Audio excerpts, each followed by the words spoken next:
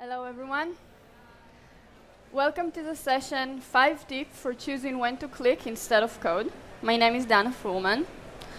I would like you to think of the process you have today when you're coming to give solution to any new requirement you have on Salesforce. And I hope that at the end of this lecture you will have better principles to follow when you're coming to do this task. As I said, my name is Dana Fullman. I'm the director of R&D in a company called ServiceWise.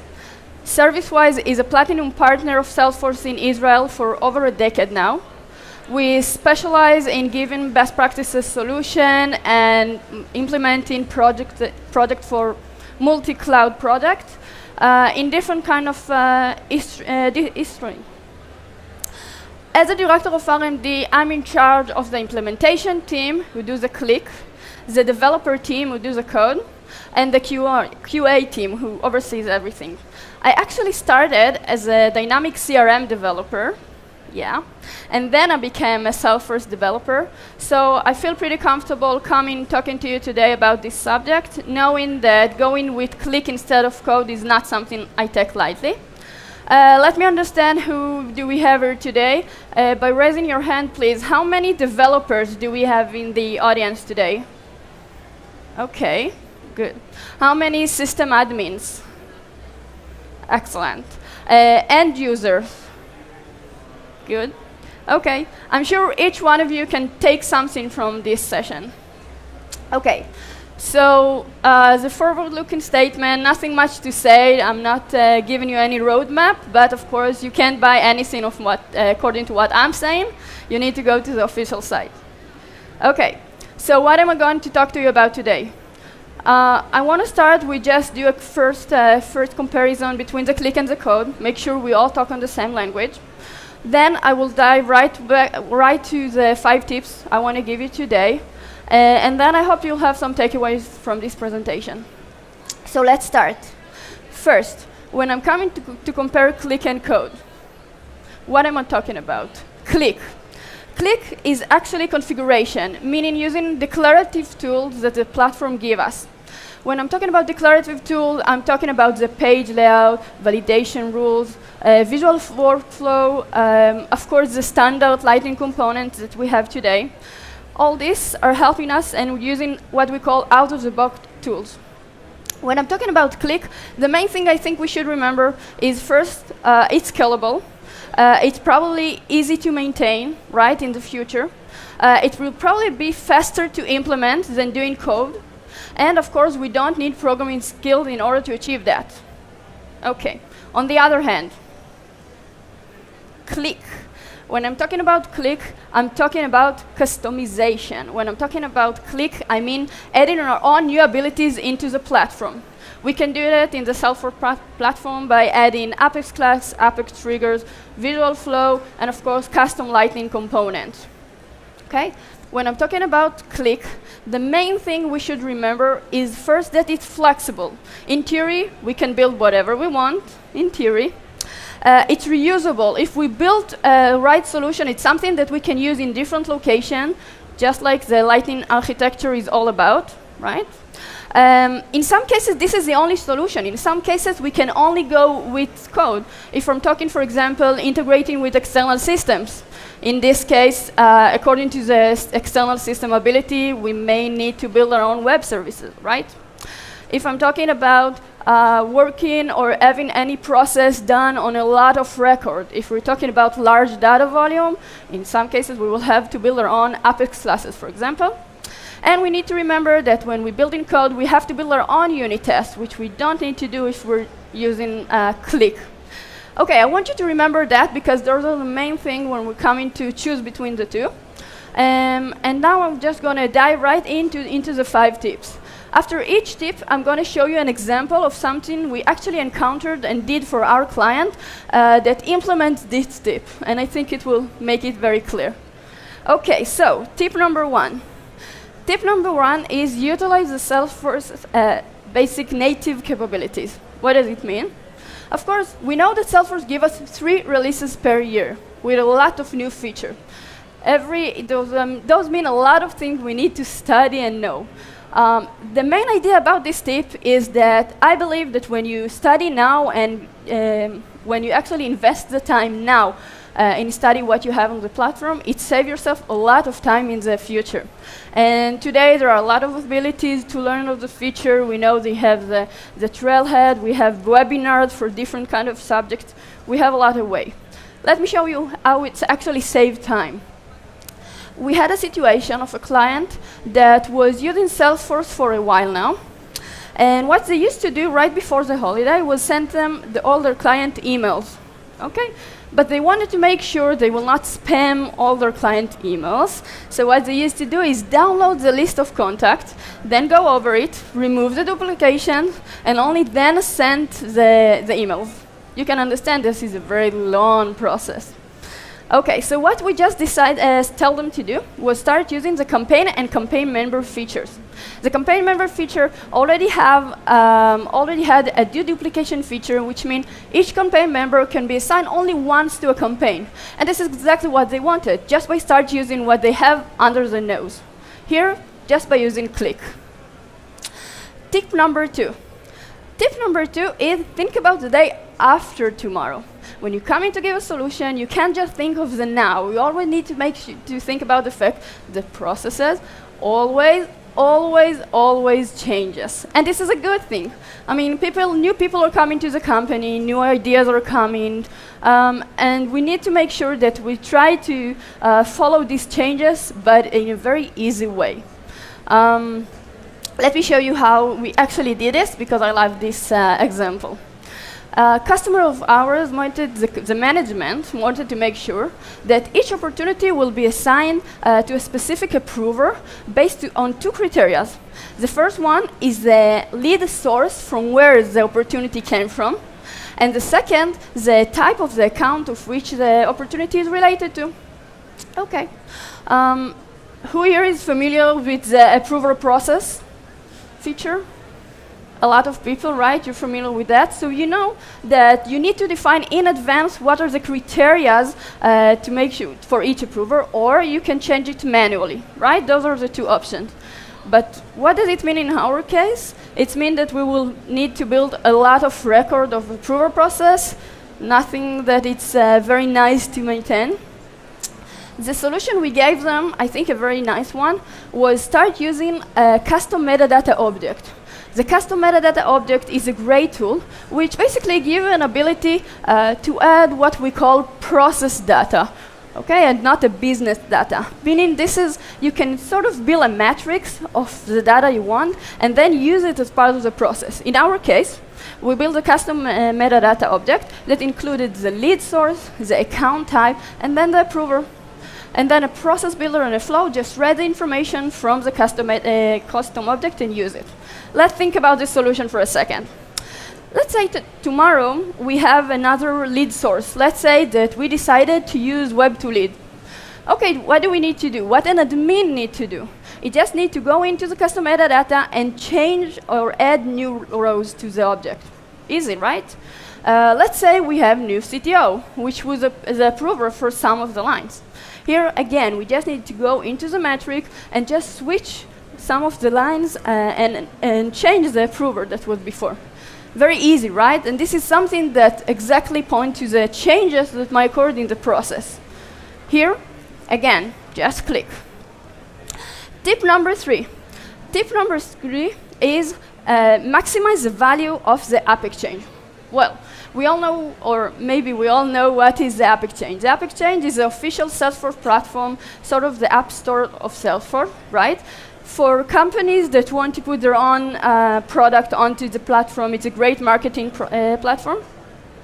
And for customers that want to use some of the investment that other clients already invested, it's also a great platform. In ServiceWise, we also help our client put their own AppExchange into their own app into the AppExchange. So I can tell you from first hand that this process is something that try to make sure that the app is relevant from the business point of view and from the technical point of view. So I'm saying, why not using it? Okay? 2 examples I want to show you how we actually did it, and it saved us a lot of time. The first thing was that we have an account and related custom object to it. And we wanted to summarize some information of the related object on the account. Now, you're probably thinking, why not using master detail relationship? The reason was that because we have the related object that can exist without the account. Okay? What did we do?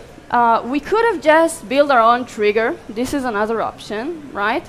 But we can just save a lot of time by just going into the AppExchange. Oh, I'm sorry, I missed that. Just going into the AppExchange and download a great app which do the same, exactly the same process as the roll-up summary is done.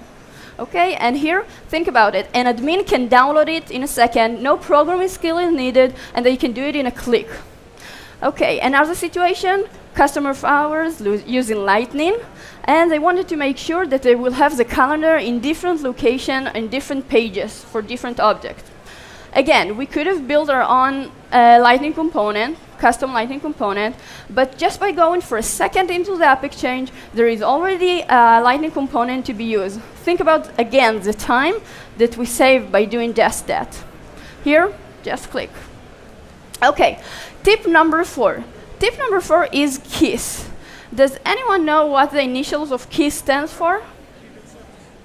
Yep, exactly. Keep it simple, stupid. It's actually said by the US Navy in the 60s. It's a design principle that's saying that when you come to give a solution, you must make sure it will be simple as possible. That's basically it. But most of the time, it's probably easier said than done, right? Okay, let me show you an example of a thinking process we're having when you come in to use exactly the same tip. Okay, the situation is that we have a case, okay, and we want to make sure that according to changes of the criteria on the case, we will assign it to a different owner. Now, we have the assignment rule, but what will not work here is the fact that the assignment rule runs only on creation of a case. Okay, so what can we do? We can build our own process builder with a lot of branches to just imitate the behavior of the assignment rule.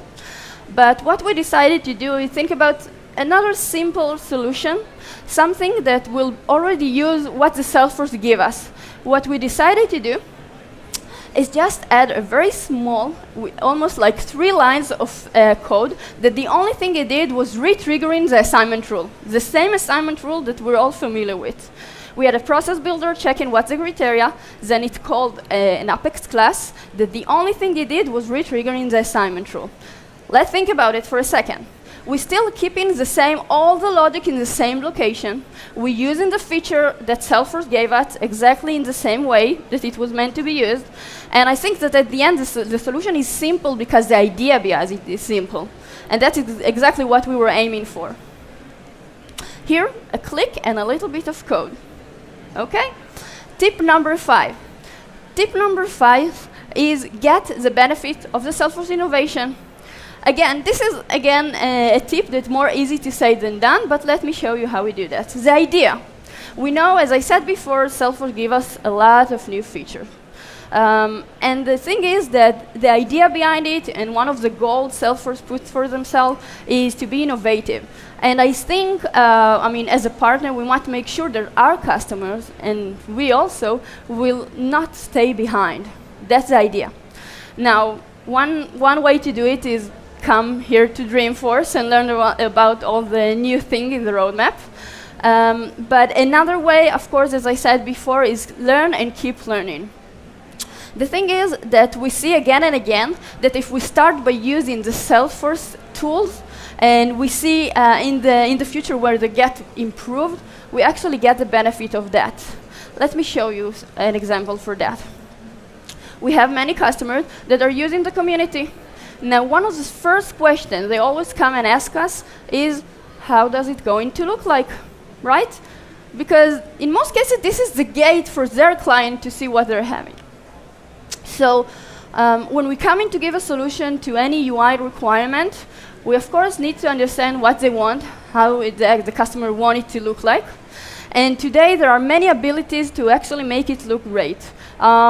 Whoever saw the keynote, one of the main things was, for example, was exactly this, meaning adding our own branding to wherever we want. We have it in the mobile, used to be called Salesforce today it's called only Salesforce. We add the branding, we have the ability to download our own, to make sure our customers will download apps just from the app stores that will look exactly as we want it to be. And in the community, we have the ability to use the Lightning Community Builder, for example, and the Great Community Template. This is a great tool. Today, we can just add our own a little bit CSS or HTML if needed. And I did put the visual force because we saw that in some cases, there's nothing you can do, and you have to build something very custom-made to what the client wants. But the idea is that this is a process. We will start by trying to use whatever we have in the tool, and only then go to the visual force. Click, and if needed, a little bit of code. OK. Let me close it with some takeaways from this presentation. I started this session by saying that I hope that at the end you will have better principles to follow. And this is a process we usually follow when we come to give any new solution. First, start by understanding what is the need behind the requirement. And I'm telling you, in some cases, the requirement is not really what the need is, meaning you need to understand what they really need and not just what they want. Then you need to think of the technical aspect, for example, integrating with external system or the specific UI you need to provide. Then you build the team. The team means the toolkit that you have. Now, the team can be only you as a system admin of the organization. But the idea is that when you come to give a solution, you understand what you have. It starts by understanding what is the ability of the platform, then understand what you have on the AppExchange, and only then understand if you need any programming skill, or maybe a little bit of programming skills. Then you think of the solution, which will be simple and scalable, and of course, easy to maintain in the future, taking into account changes. For example, more data in the future that you need to handle. Only then you'll have a super solution, our very own Israeli Gal Gadot, I had to put her, that will be the right solution. The solution that in some cases will be based only on implementation, or in some cases maybe implementation and a little bit of code. Let me close this with a quote. You can't reinvent the wheel, but it is possible to find a better way to rotate it. Does anyone happen to know who said this sentence? Anyone? Well, it's been said by a very important person, my dad. Okay. Questions? Okay, I'm here if you want to come and ask me anything in private. Thank you very much for your time. Thank you.